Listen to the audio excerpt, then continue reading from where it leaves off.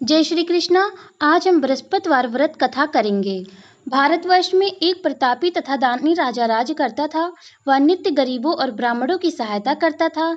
यह बात उसकी रानी को अच्छी नहीं लगती थी। वह न ही गरीबों को दान देती, न ही भगवान का पूजा किया करती थी और राजा को भी दान देने से मना किया करती थी। एक दिन राजा शिकार खेलने वन में गए हुए थे तो रानी महल में अकेली उसी समय बृहस्पति देव साधु वेश में राजा के महल में भिक्षा के लिए गए और भिक्षा मांगी। रानी ने भिक्षा देने से इनकार कर दिया और कहा, हे साधु महाराज, मैं तो दान पुण्य से तंग आ गई हूँ। मेरा पति सारा धन लुटाते रहते हैं। मेरी इच्छा है कि हमारा सारा धन नष्ट हो जाए, फिर ना रहेगा बांस, ना बजेगी बांसुरी। साधु ने कहा, देवी, तुम तो बड़ी विचित्र हो।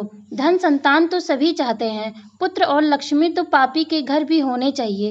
यदि तुम्हारे पास अधिक धन है तो भूखों को भोजन दो, प्यासों के लिए प्यायु बनवाओ, मुसाफिरों के लिए धर्मशालाएं खुलवाओ। जो निर्धन अपनी कुंवारी कन्याओं का विवाह नहीं कर सकते, उनका विवाह करवा दो। ऐसा और कई काम हैं जिनके करने से तुम्हारा यश लोक परलोक में फैलेगा। परंतु रानी पर उपदेश का कोई प्रभाव ना पड़ा।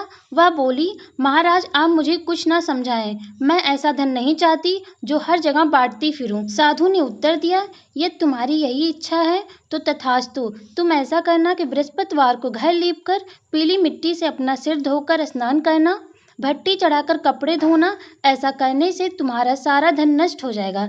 इतना कहकर वह साधु महाराज वहां से आलोप हो गए।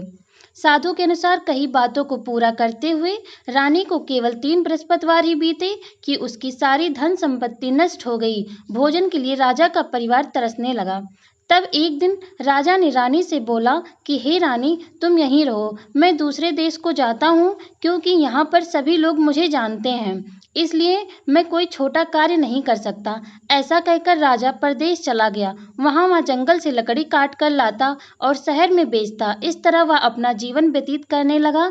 इधर राजा के परदेश जाते ही रानी और दासी दुखी रहने लगी। एक बार जब रानी की दासी को 7 दिन तक भोजन के बिना रहना पड़ा तो रानी ने अपनी दासी से कहा, हे दासी, पास के ही नगर में मेरी बहन रहती है। वह बड़ी धनवान है।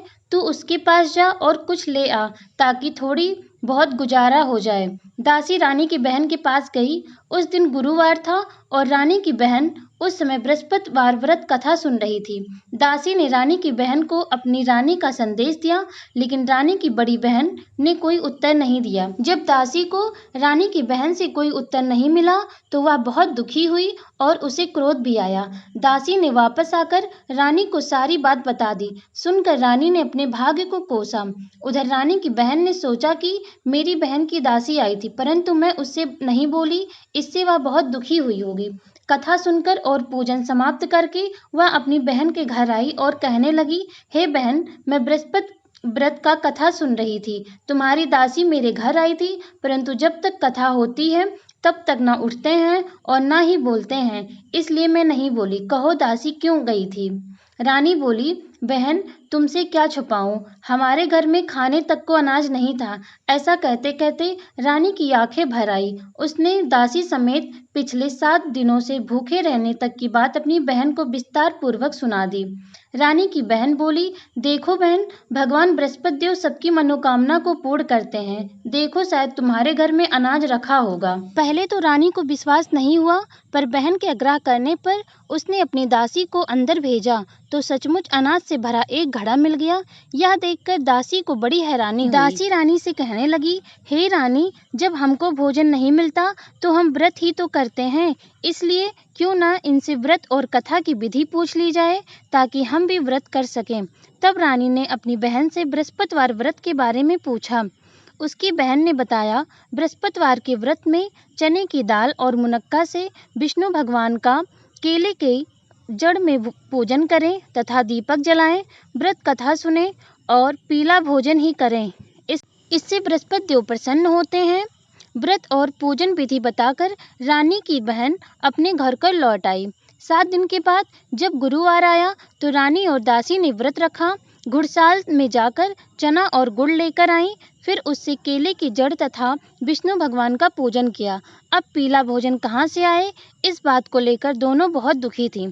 चूँकि उन्होंने व्रत रखा था, इसलिए बृहस्पति देव उनसे प्रसन्न थे। इसलिए वह एक साधारण व्यक्ति का रूप धारण कर 2 थालों में सुंदर पीला भोजन दासी को दे गए। भोजन पाकर दासी प्रसन्न हुई और फिर रानी के साथ मिलकर भोजन ग्रहण किया। उसके बाद वह सभी गुरुवार को व्रत और पूजन करने लगी। बृहस्पति भगवान की कृपा से उनके पास फिर से धन संपत्ति आ गई, परंतु रानी फिर से पहले की तरह आलस्य करने लगी।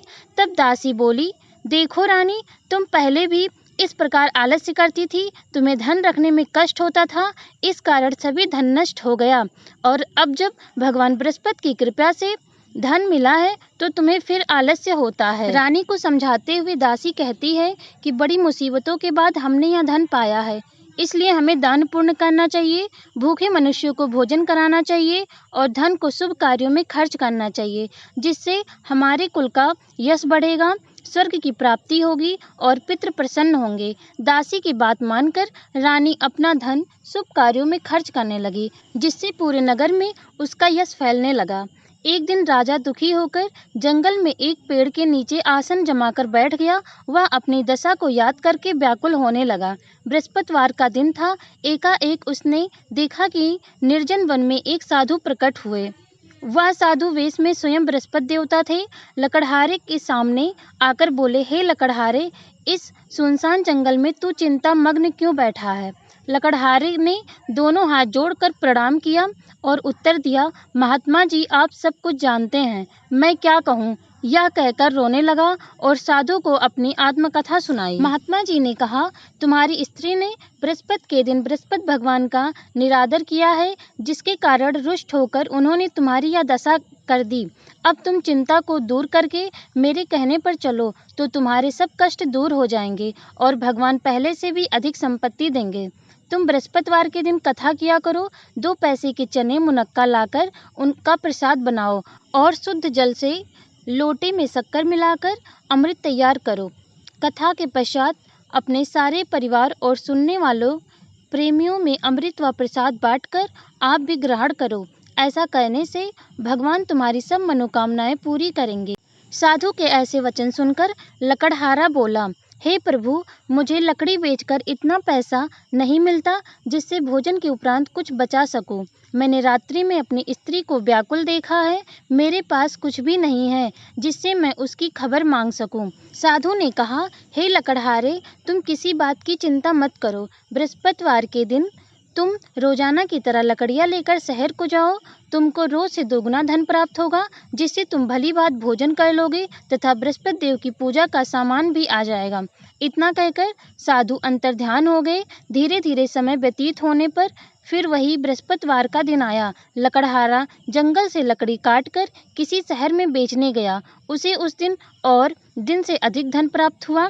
राजा ने चना, गुड़ आदि लाकर गुरुवार का व्रत किया। उस दिन से उसको सभी क्लेश दूर हो गए, परंतु जब दोबारा गुरुवार का दिन आया तो बृहस्पतिवार का व्रत करना भूल गया। इस कारण बृहस्पति भगवान नाराज हो गए।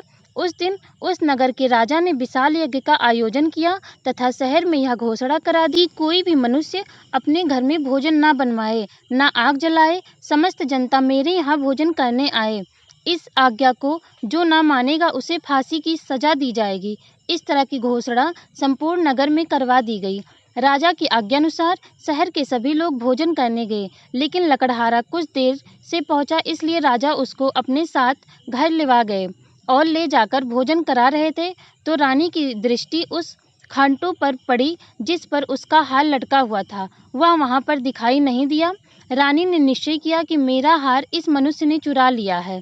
उसी समय सिपाहियों को बुलाकर उसको कारागार में डलवा दिया। जब लकड़हारा कारागार में पड़ गया और बहुत दुखी होकर विचार करने लगा कि ना जाने कौन से पूर्व जन्म के कर्म से मुझे यह दुख प्राप्त हुआ है, और उसी साधु को याद करने लगा जो कि जंगल में मिला था। उसी समय तत्कालीन बृहस्पति देव साधु के रूप में प्रकट हुए और उसकी दशा को देखकर कहने लगे, अरे मूर्ख, तूने बृहस्पति देव की कथा नहीं करी, इस कारण तुझे दुख प्राप्त हुआ है। अब चिंता मत कर, बृहस्पतिवार के दिन कारागार के दरवाजे पर 4 पैसे पड़े मिलेंगे, उनसे तू बृहस्पति देव की पूजा करना, तेरे सभी संकट दूर हो जाएंगे। बृहस्पतिवार के दिन उसे 4 पैसे मिले।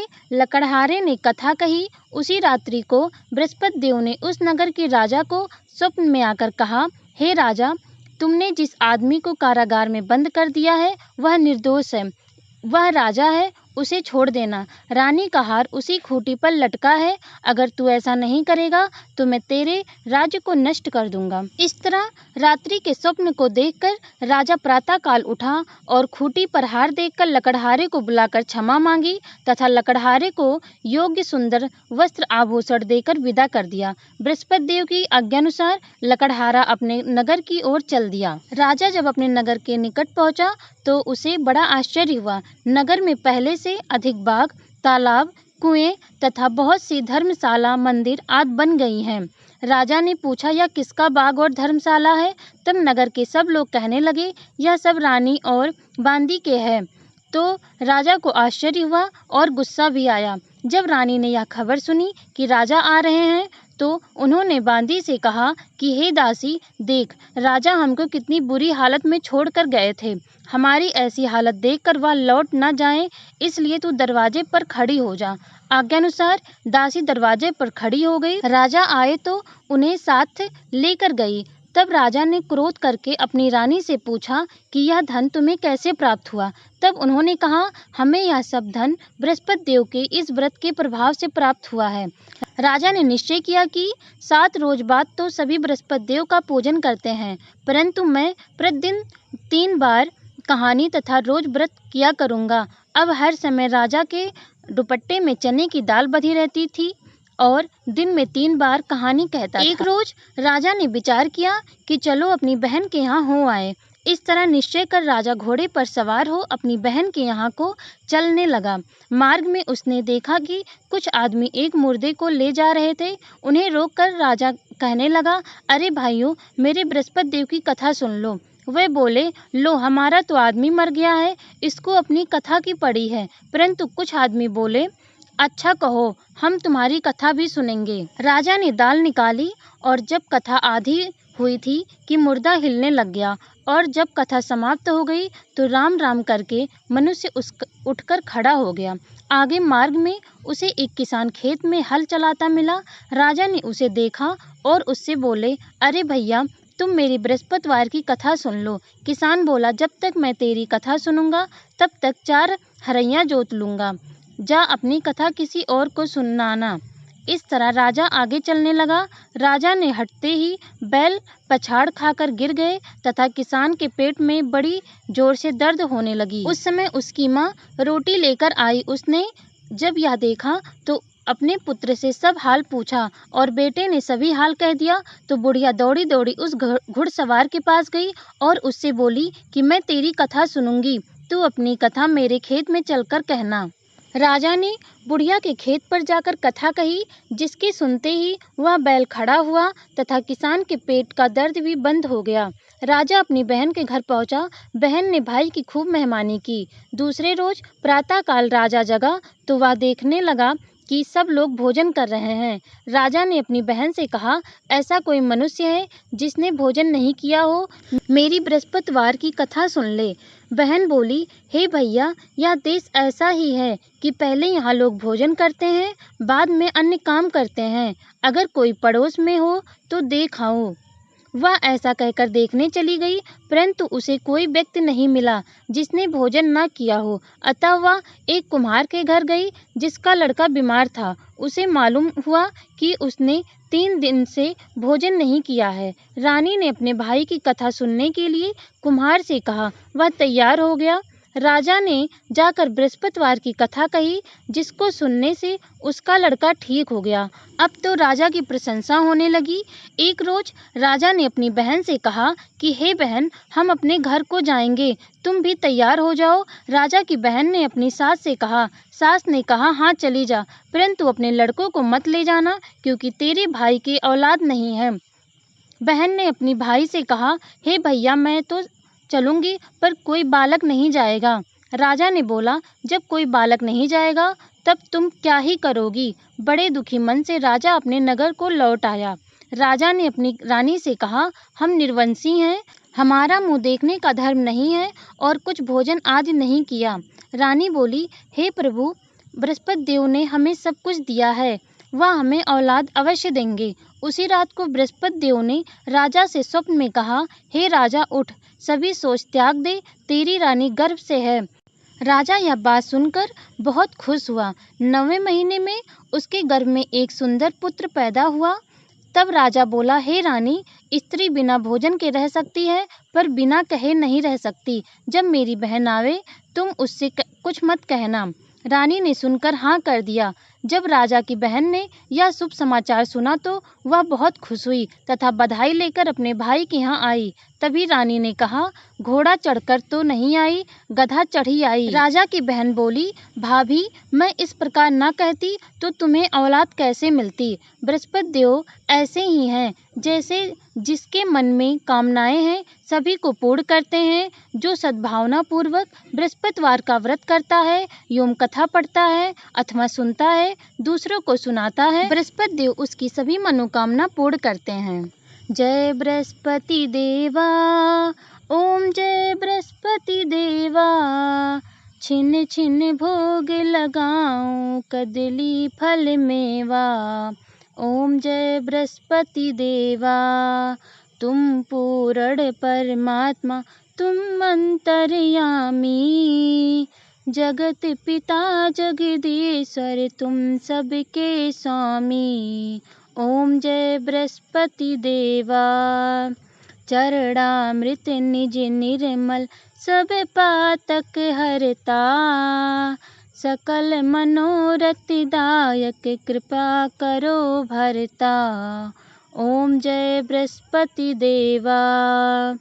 तन मन धन अर्पण कर, जो जन शरण पड़े। प्रभु प्रकट तब होकर, आकर द्वार खड़े। ओम जय बृहस्पति देवा। दीन दयाल दयानिधि, भक्तन हितकारी। पाप दोष सब हरता, भव बंधन हारी। ओम जय बृहस्पति देवा। सकल मनोरथ दायक, सब संशय हारो। विषय विकार मिटाओ, संतन सुखकारी। ओम जय बृहस्पति देवा। जो कोई आरती तेरी प्रेम सहित गावे। जेठानंदानंद कर, सो निश्चय पावे। ओम जय बृहस्पति देवा। जय बृहस्पति देवा। सब बोलो बृहस्पति भगवान की जय, विष्णु भगवान की जय। हमारी वीडियो यहीं पर समाप्त होती है। आशा करती हूँ कि आपको वीडियो अच्छी लगी होगी। अगर आपको वीडियो अच्छी लगी हो तो वीडियो को लाइक करें और शेयर करें और इसी प्रकार के वीडियो देखने के लिए हमारे चैनल को सब्सक्राइब करें।